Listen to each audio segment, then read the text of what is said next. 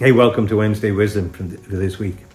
Something I read this morning just reminded me about how the church's teaching is always very wise. The church isn't perfect. It's full of sinners like us, and it makes mistakes along the way. But it always teaches the real wisdom of the truth of God's teaching. And what I was reading about this morning was a study by the American Medical Association about the really bad effects of regular marijuana use, especially among the young, and especially among people who have mental health issues. Apparently in Massachusetts, there had been a 4-fold increase in emergency room visits for people experiencing all kinds of psychosis after heavy marijuana smoking. And it often, in some cases, leads to violence. But it's coming now at a huge cost to the medical establishment as well to treat people like this.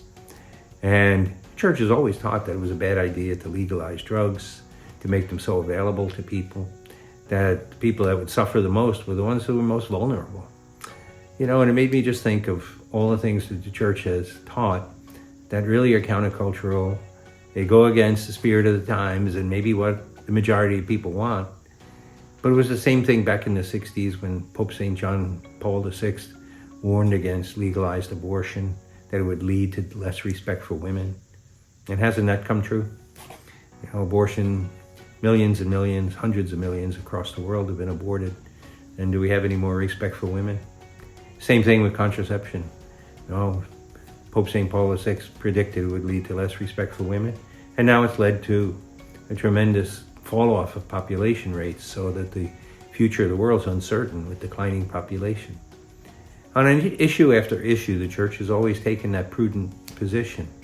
You might say online gambling and the legalization of gambling is another one.